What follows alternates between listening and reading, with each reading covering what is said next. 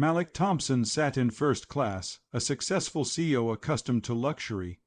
He had pre-ordered his meal, lobster bisque and filet mignon, exactly what he always chose.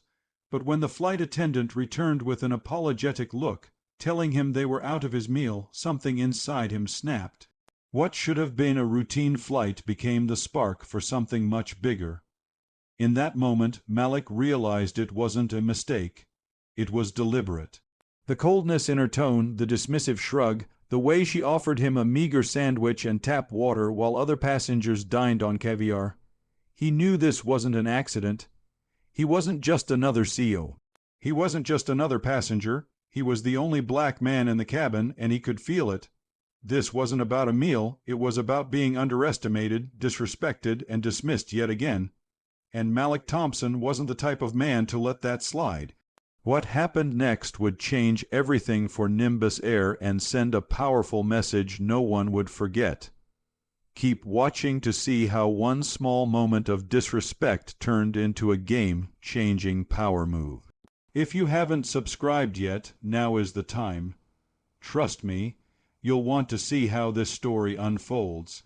Malik Thompson, a man used to commanding boardrooms and managing multi-billion-dollar deals, had no reason to expect that his flight on Nimbus Air's Flight 917 would become the scene of a transformation he never saw coming. Dressed in his tailored navy suit and polished loafers, he moved through the first-class cabin with the same quiet confidence that accompanied him in every business negotiation. The smell of fresh linen and champagne filled the air, creating the illusion of luxury that Nimbus Air prided itself on. As he settled into his seat, Malik opened his tablet, diving into the merger presentation set to finalize the next morning in Geneva.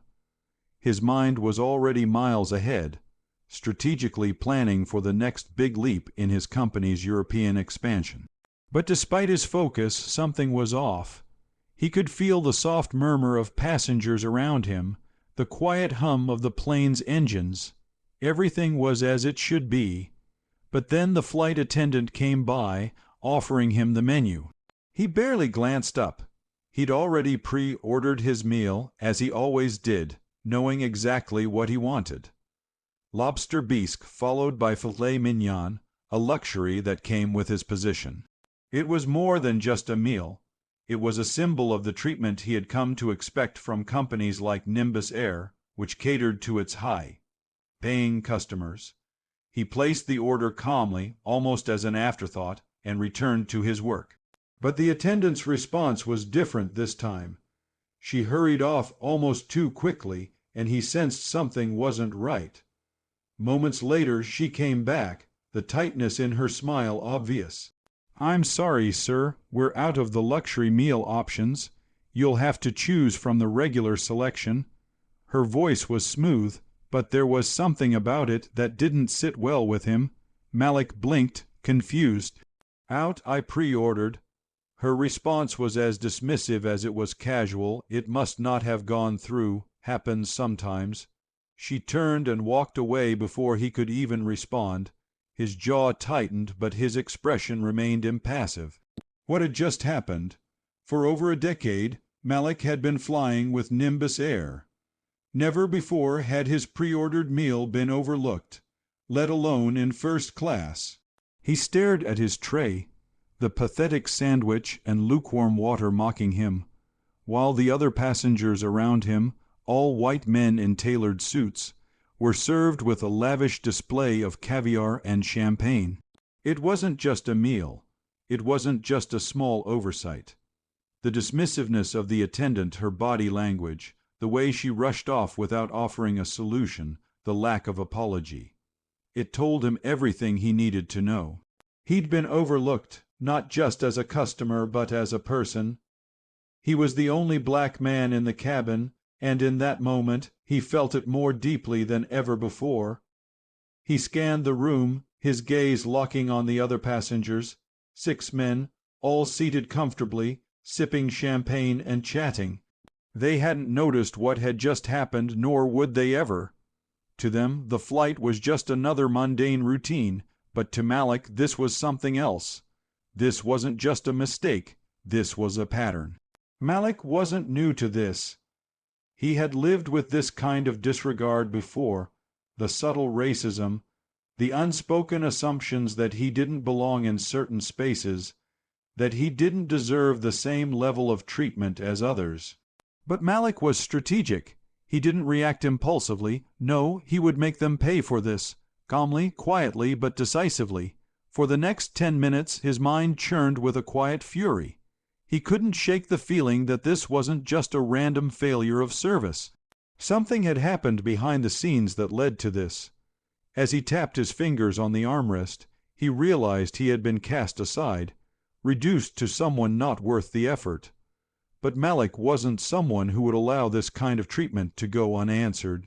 His phone buzzed, pulling him from his thoughts. It was Jadon Carter, his assistant. "Everything okay?" The message read. Malik wasn't just going to sit there feeling humiliated. He wasn't going to let Nimbus Air get away with this. He responded with one sentence: "Initiate internal audit protocol. Flight 917, cabin crew ID needed. Confirm when ready." It wasn't just about his meal anymore. It wasn't even about the flight attendant who had dismissed him. This was about sending a message. He would expose this culture of exclusivity, of overlooked promises, and turn it into a lesson for everyone at Nimbus. As the flight continued, Malik remained calm, his expression unreadable. The flight attendants went about their duties, none of them knowing what was happening in the background. They were too busy serving drinks and chatting with the other passengers, paying no mind to the man who had been made to feel invisible. But Malik had already set his plan in motion. By the time the plane landed in Geneva, everything would have changed. Jadon Carter, Malik's ever vigilant assistant, was already deep into the airline's employee records. His fingers moved swiftly over the keyboard, pulling up the personnel files of the flight attendants on board. He knew that Malik's requests weren't casual. Everything had a purpose. He accessed the records, confirming his suspicions about the staff's behavior. The one flight attendant who had denied Malik his meal had a history of complaints, discriminatory remarks, rude behavior, even passive-aggressive comments about prioritizing certain guests. This wasn't an isolated incident, it was systemic. In the corporate world, the smallest act of disrespect can cause ripples.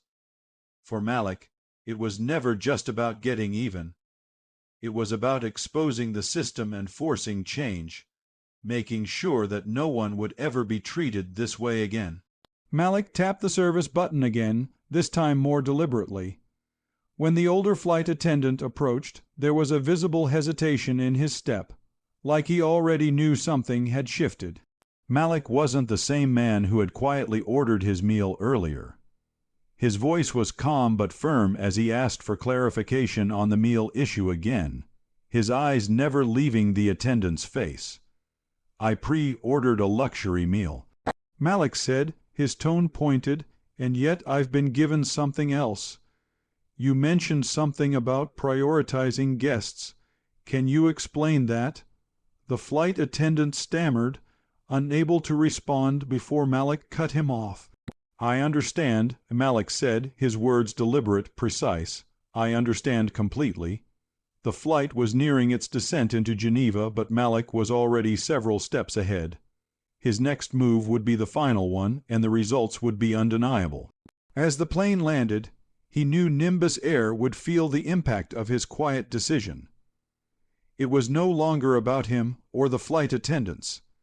It was about making sure that an airline that prided itself on luxury finally understood what true respect meant. Once on the ground, two sharply dressed airline officials were waiting for him. Malik walked past them without a word. He had already sent the video evidence to Nimbus's CEO and the request for a full audit. It was already underway. What the flight attendants didn't know, what no one knew, was that Malik had set a trap that would expose every subtle form of discrimination that had been overlooked for years. When the cabin crew disembarked, they would be greeted not by the usual routine, but by a team of HR officers. No longer would their behaviors go unchecked. No longer would their dismissive attitudes be tolerated. And as they would soon find out, Malik Thompson wasn't someone to be underestimated. As he watched the crew unknowingly move toward the exit, Malik felt a sense of satisfaction. He didn't need to say anything to them. He didn't need to make a spectacle. They would soon realize that their behavior had consequences, consequences they couldn't escape. The transformation had already begun. As the plane touched down in Geneva, Malik Thompson's plan was already in motion. The cabin crew, still unaware of what was coming, went about their usual routine, thinking everything was fine. But the reality was far from that. The minute they stepped off the plane, they were met by HR and security, their careers unraveling before their eyes. They had no idea that their actions, small slights of discrimination, dismissive attitudes and favoritism, had just led to their termination, all because they didn't recognize the power in front of them when it was seated in seat 1A. The flight attendants who had underestimated Malik didn't get a dramatic confrontation. Instead, they were quietly escorted away, their employment records frozen, their actions under review. This wasn't just a firing, it was a statement. One simple act of disrespect had unraveled the system of complacency that had allowed such behavior to go unchecked. Malik's message was clear: no one, no matter how high or low, should ever be treated as less than anyone else. By the time Nimbus's leadership found out, the change was already in motion. It wasn't a loud protest or a public outcry. It was a quiet, calculated strike that left them no choice but to acknowledge the flaws in their service and culture. Malik had done more than just hold the crew accountable. He had sparked a shift in an entire company's values, proving that respect and equality are not optional. They are non-negotiable. The crew didn't just lose their jobs, they lost the privilege of thinking they could dismiss anyone. If this story struck a chord with you, don't forget to like, share, and subscribe to Real Life Stories Now.